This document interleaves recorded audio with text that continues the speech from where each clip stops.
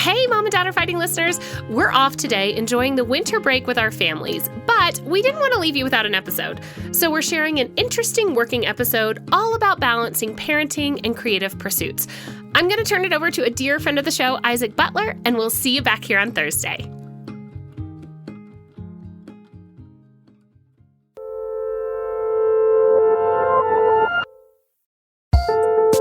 Hello, and welcome to another episode of Working Overtime, the advice-focused Pluto to Working's Goofy. I'm your host, Karen Hahn. And I'm your other host, Isaac Butler. How are you doing, Isaac? You know, I'm all right. Unlike Pluto, I'm wearing pants, so, I feel like that's a win. That's important. Yeah. And a shirt. Impressive. Yeah, exactly. I do it up. This is not to imply that Isaac isn't usually wearing his shirt, because if he weren't, we probably wouldn't be still doing this. Yes, that's true. I probably would have been fired by now. Okay, so on this episode, I wanted to break down a listener email from Allison Weisgolf Robertson. Here is what she wrote in. Hello! I very much enjoy the Working podcast and would like to suggest an episode specifically about parenting/caregiving and working. I hear references to here and there, i.e. Isaac discussing his family responsibilities, but I think a whole episode dedicated to it would speak to much of your demographic. What are the unique challenges facing creative type and freelance parents? Financially, artistically? How do all the things you talk about, finding inspiration, scheduling, etc., change or don't when caring for a child or perhaps elderly parent is involved? Thank you, Allison. Now, Isaac, you're the only one of us hosts who is a parent, so this episode is going to be sort of a mini interview. Are you ready? All right, hold on. Let me just do some jumping jacks to warm up. Fair enough.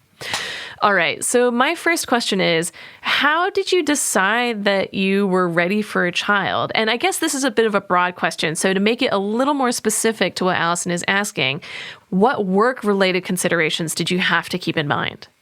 I really became a writer in part because I wanted to be a parent. Those two things are actually really tied up for me because, writing sort of a second career. The short version is we were going to get married. We knew we wanted to have a kid at some point. My wife really wanted to go to grad school and change careers before that. And so I decided that I would do the same because most of those grad programs weren't going to be in New York City. Like the ones that she was applying for weren't in New York City, and we didn't want to live apart. We're very bad at living apart. And so it just made sense for me to go to grad school too and try to reinvent what I was doing. Also, the lifestyle of a working freelance director is actually really bad for all sorts of things having to do with parenting. You're on the road a lot. You're working nights and weekends a lot. It's just was not the vision of what I wanted to be as a parent. So that's actually why I went to grad school to be a writer and started thinking about that, was because I realized that I needed to figure out a different creative thing that I wanted to do and wanted to try to do professionally. We knew we wanted to have a kid very early on in our relationship. It's like as soon as we realized it was for keeps, we had that conversation about whether that was something we were interested in. And so it was more about how do you create the environment, the life together that would be conducive to the kind of parent we wanted to be. That was really the question. So when did you first have to start changing how you were working? Was it when you first decided you want to try for a child, or when your partner became pregnant? Or was there a specific point at which you were like, I have to change gears now? Well, I was, I think, a year and a half out of graduate school when my child was born. So if you rewind, most of the time since I graduated from graduate school, we were working on the process of having a child. I remember what it was like to write in graduate school, or you just do it all the time, and that's just like what you're there to do. Right. And I remember what it's like to do that once I was a parent, but I don't actually remember that clearly what it was like to do it as an adult who wasn't in grad school and wasn't a parent. I mean, just the thing that really changed was you just have to be really structured about everything, particularly how you use your time. But I feel like me and my work really benefited from that. What kind of structure are you talking about? Like, can you lay out like what your typical day became? Yeah, I mean, so what it really became was like, okay, the mornings are when I'm at my best. I'm a morning person, and so in the mornings are when I'm going to be working. And then in the afternoon, I might go home and take care of Iris so that Anne can do stuff.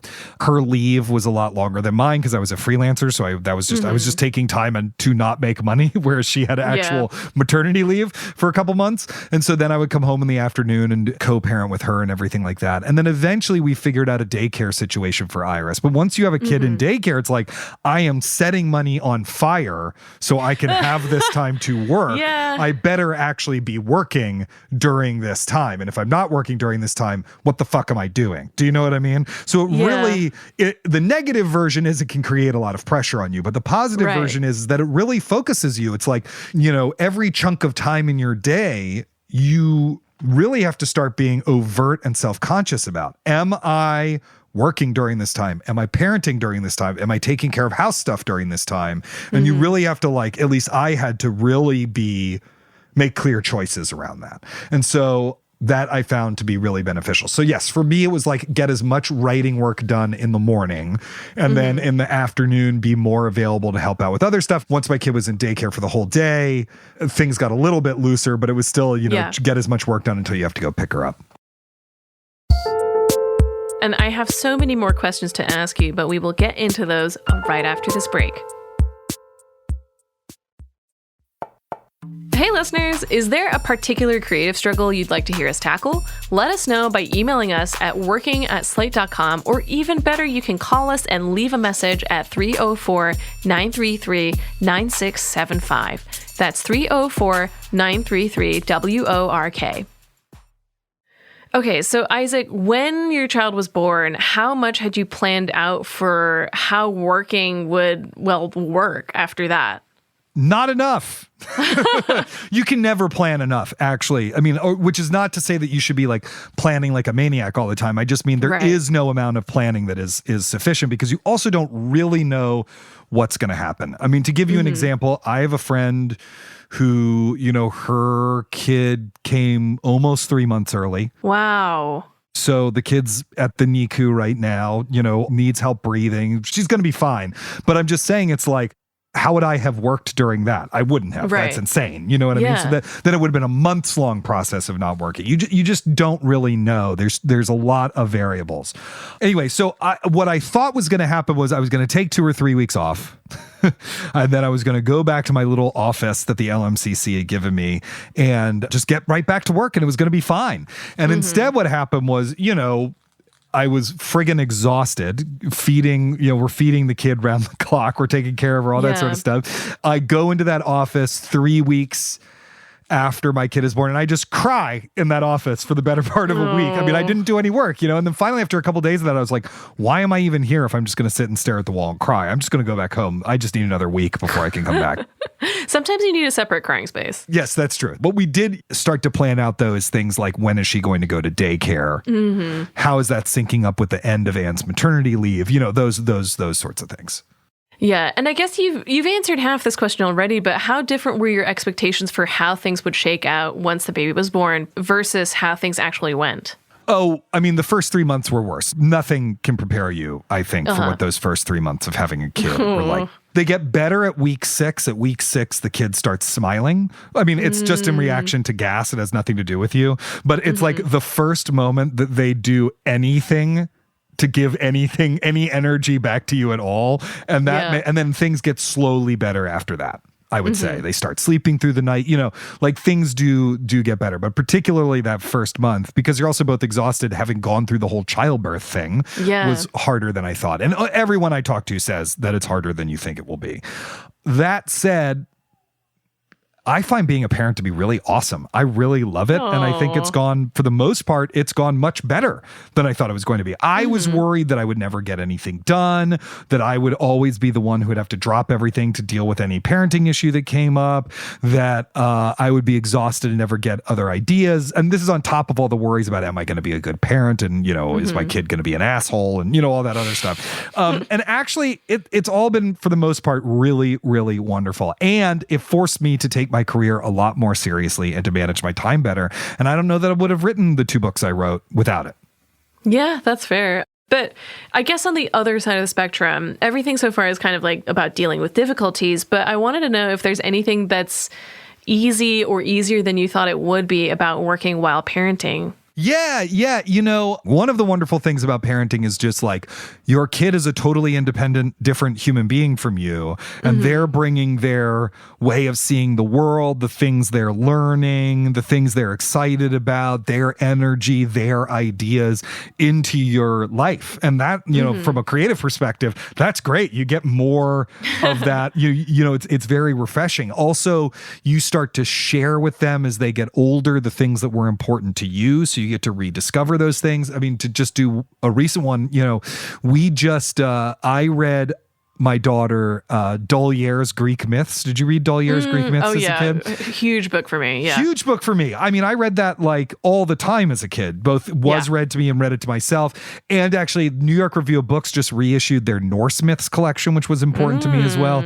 And it was so great to read those to her and to see them through her eyes and to reconnect to that material, or to show her the Muppet movie, which I watched so much as a kid that I had it memorized, all of that is really wonderful. And I actually think it's creatively fulfilling. And as I said earlier, like on a practical level, the level of focus that it brings, because you have to use the free time that you have that you've set aside to work, or else you really will lose it, is I think really valuable actually. And what is the most difficult part of it? The lack of sleep during the first year is really hard. That you can't protect them all the time, and they carry your heart around with them wherever they go. They also, do have needs. Do you know what I mean? It's like you are accounting for another person who's dependent on you. It is, of course, it's draining. I go to bed earlier than I used to. I don't go out as much as I used to. For someone who's like, a lot of my life is spent doing cultural stuff in New York, it's very rare that I'm going out and doing a cultural thing in New York more than once a week anymore, because I want to be there with my kid. So like all of that is hard, but at least for me, upside totally worth it. The thing about parenting, or I think taking care of a ill family member, anything that can be really difficult, is the moments where you have long stretches with them and no structure.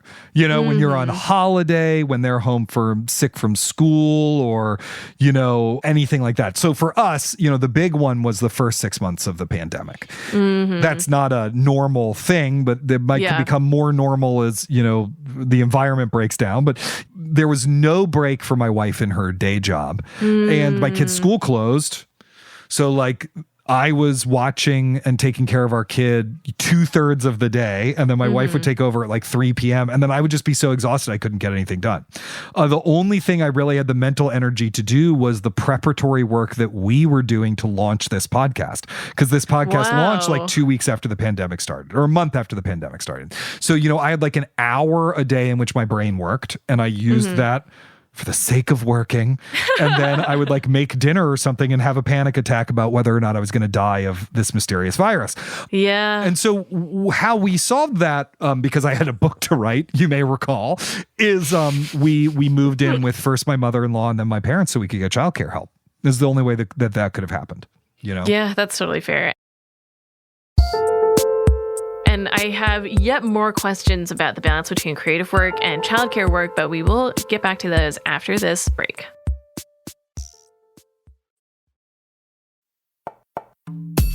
Listeners, I just want to remind you that if you're enjoying working overtime, please subscribe so that you never miss an episode. If you listen on Apple Podcasts, we would love for you to rate or review the show because it really does help new listeners to find us. And if Overcast is your app of choice, please hit the star to recommend the episode to others. Okay, so obviously raising a child takes a lot of energy. I think we all know that to some degree. And a drain on your physical energy can often mean a drain on your creative impulses too, as you've sort of mentioned. How did you deal with it? How did you get over it? Look, you just have to be kind to yourself when that happens. It's going to happen. You have to know it's going to happen. It's not special that it's happening to you. It doesn't make you worse than other parents.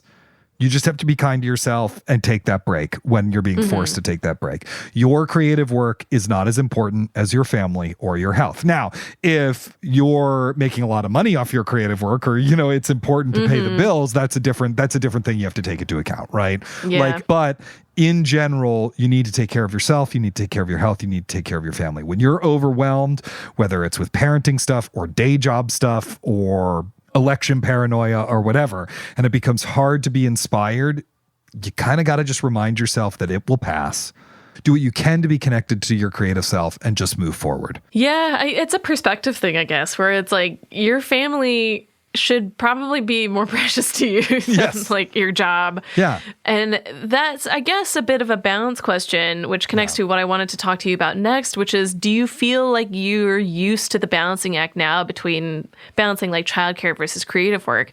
And if so, was there a particular moment where you feel like you figured out how to make it work? I don't feel like there was a particular moment. I feel like it comes and goes. And I do feel like things are going pretty well right now. I will say, to connect this to your last question, my gut impulse is often to just like sacrifice my own creative work to take care of the kid if something needs to be done. And it's actually one of the wonderful things about my wife is that she's very insistent that I not do that, you know? And the thing that I have to keep, or that we take turns doing it, that it's fair, you know? The thing that I had to keep reminding myself is it is healthy for my kid to see that I care about my work and that I'm working hard at it and that I have a fulfilling life that isn't only about her. That's actually important for her to see, to model that. And so my always sacrificing everything was not actually going to be good for her either, actually. But anyway, it comes and goes in waves. You know, we had everything figured out, locked down tight. Then the pandemic happened. Then school resumed in person. We had this wonderful babysitter who watched her every day in the afternoon after school and took her to extracurriculars and all sorts of stuff like that, who's still a friend of the family, who I love very dearly. Then she wanted to go and pursue her actual creative career as a playwright, and she's doing that now. Then we figured out another solution, but the school year ended, so it's summer camp time, and there's a week where there's nothing. There's not the kid's just home for a week. What are you going to do? You know, there's always going to be moments where it feels like everything is coming apart at the seams, and then you just plan. And then the planning pays off for a while, and then it all falls apart again, and then you have to plan again. There is no time where it is permanently fine, where the balancing act is permanently figured out. You're always going to be renegotiating that. So the other thing that you have to figure out how to do is how to have fun with that. Do you know what I mean? That it's not a drag that you have to plan all the summer camps or whatever, that it's instead about like, what kind of summer camp does my kid want to go to? What is she going to have a good time doing? You know, things like that. So it sounds like it's kind of always chaos forever, but it sounds like you still have a pretty good grip on it, that said. So do you have any advice for other creative parents or parents to be? Well, a question I do get asked quite a bit is, like, should we have a kid? Do you know what I mean? Or like, are we in the place to have a kid or whatever? Friends ask me that question. Younger friends, because now that I'm old, I have young, cool friends is what I'm trying to say, Karen.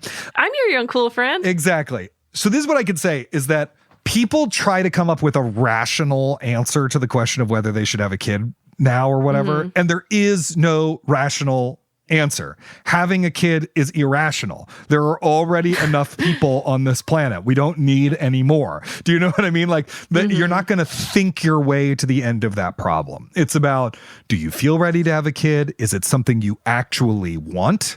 You know, because I think you'll know if you actually want it. Like once I didn't want kids for a while, and then once I did, it was like a burning sensation. I wanted them so badly, you know. But I mean, you'll know, and then you'll adapt the rest of your life around it. You know, can you build the environment to have that kid? Those are the kinds of questions, but you're never going to figure it out rationally. You're not going to think your way to a solution to that question. And one last question. I don't have any kids, so I may have missed something in this conversation thus far. Is there anything else you think we should talk about as a parent yourself? Yeah, well, one thing that's come up with friends of mine who are creative and have a kid is, of course, like, what if you have a full-time day job? You know, like my full-time day job is the 7 different jobs I do that fall under the rubric of writing, right? You know, I teach, I have this podcast, I freelance write, I write books, et cetera, and so forth. But what if you're like, just have a day job? What do you do then? How do you still be creative? Because you actually really then are giving up a lot of time, you know? And what I tell people most of the time is just set aside something. Like, you are correct that you're not going to get 6 hours a day to write. That period of your life will be over, at least until you're making enough money from writing that you can quit your day job or whatever, or you get a fellowship. But maybe your partner can give you 4 hours on Saturday morning. Okay, well, write down ideas the rest of the week, and then for those 4 hours Saturday morning, write. You know what I mean? Like, it's like, figure out what you can do and then actually schedule it. Don't be informal about it. Like, put it in your calendar. 9 to noon writing or whatever it is. And the muse will come most of the time, actually. Yeah. Don't beat yourself up if it doesn't. But the muse will come because your brain is going to start structuring itself around that time of the week that you set aside to create, and is going to be doing a lot of work to help kind of sow the seeds of the creativity that you can then harvest. So that's what I would say. Throughout, it's always going to be a money versus time versus energy calculation to this stuff. Do you want to throw money at a problem? Do you want to take care of it yourself? How do you create time to continue to be creative? But, you know, the question, and it's a question we return to a lot on this show, is the creativity involved in creating the environment in which you can do your work. Be a good partner and a good parent, and you'll figure it out. And you know what? Sometimes you're not going to figure it out, and you're going to fuck it up. And that is okay. You just have to not be hard on yourself. Well, Isaac, thank you so much for your insights. That is all the time that we have for this episode. Thank you so much for listening. And if you like the show, don't forget to subscribe wherever you get your podcasts. And if you have ideas for things we could do better or questions you'd like us to address, we would love to hear from you. You can send us an email at working@slate.com or give us a ring at 304-933-WORK. If you'd like to support what we do, sign up for Slate Plus at slate.com/workingplus. You will get bonus content, including exclusive episodes of Slow Burn and Big Mood, Little Mood, and you'll be supporting what we do right here on Working. Big thanks to Kevin Bendis and to our series producer, Cameron Drews. We'll be back on Sunday with a brand new episode of Working, and in 2 weeks, we'll have another Working Overtime. Until then, get back to work.